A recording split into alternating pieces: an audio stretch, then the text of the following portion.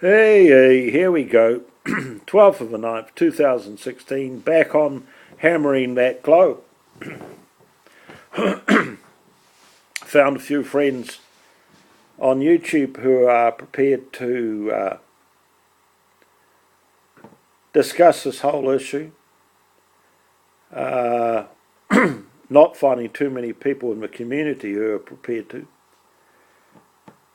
It is a difficult subject to tackle, in as much as the idea of a globe has been hammered into us from the start of our education and reinforced almost on a daily basis from the great American propaganda.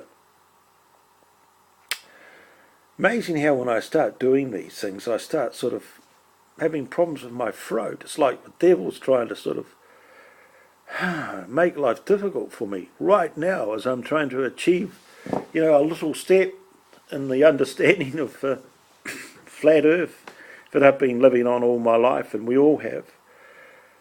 And of course, the idea of a globe is part of a false gospel of seduction to take us away from what was revealed to us in the Bible and to remove our centrality, to displace us from being the centre of the universe to being a little pin head, a little pimple way out there in the midst of nowhere. And I've just finished listening to another one of those mealy-mouthed bureaucrats that come from NASA on the radio, or talking about how in the not too distant future we're going to find intelligent life on other planets. I wonder if she was actually...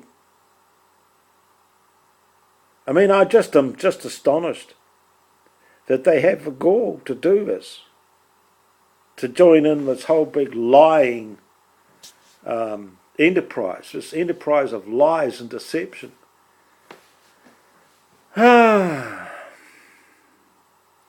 It suddenly makes me feel very tired at the prospect of having to battle with this.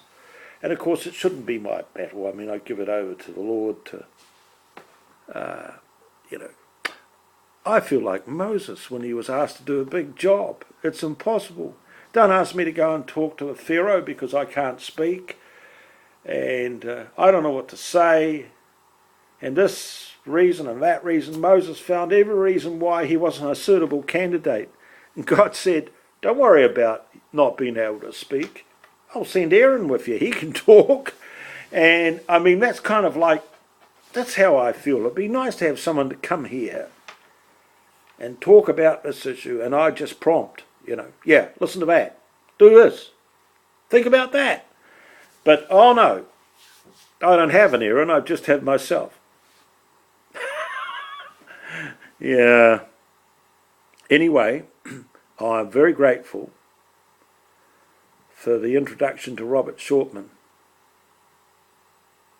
from Alison on my Facebook page, Our Hidden Reality, closed page.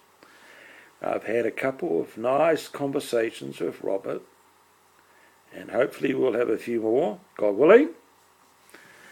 And we will actually start to spread, meet other people, and we'll do other hangouts. Isn't it great doing it? First time I've done a hangout. Well, I did one off line to start off with, and then of course I realised that the hangout was part of a YouTube facility so that you can actually record that hangout and other people can look at it. And so I was most grateful to Robert for allowing that to happen. I'm just going to see if I can pick up what's been happening with Robert on my YouTube now. Go to my channel and look at the history. Yeah. Okay.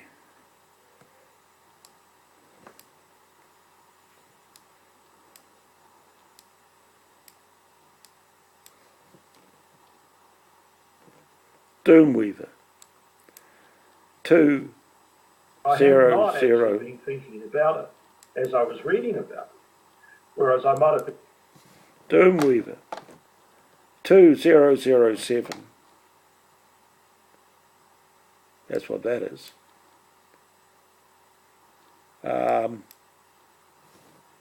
Yeah, Facebook.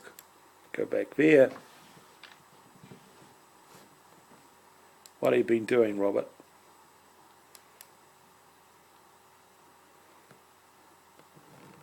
More pictures.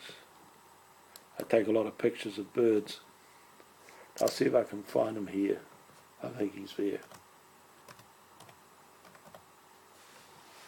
Yep. Right, so Robert Shortman's also on Facebook, but he's also on YouTube. Yeah. And he's a really interesting guy. He's a plumber. He's been down to the Antarctic. And I did a Facebook message to him, and next he's ringing me up on my Facebook. And we're talking to one another and looking at each other. He looks a lot younger than he is. Amazing, isn't it? Some people are blessed like that. Robert Shaw is. Anyway, he's open to new ideas, and well, I sure am, because I'll tell you what, I mean, since I've been on the trail of this flat earth, I've had to consider a lot of new things. Well, they're old things, but I've had to reconsider them and wonder why it is that all of those church people that I grew up with never came within a bull's roar. They didn't come within a country mile of asking this question. What is the earth actually like? Is it a globe or is it a flat plane? Is it a flat earth with, wrinkles in it? Got mountains and valleys and so forth, but essentially flat,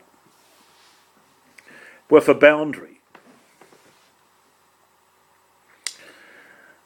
There are maps you can look at, not as many as I would like. Hopefully Robert's going to send me one. I think that's what he was talking about. Yeah. Well, anyway, this is just to let you know that I am most grateful to the people that I've met. I'm still on the case. I'm not receiving very much support from the community I live in because they are quite hostile towards this idea.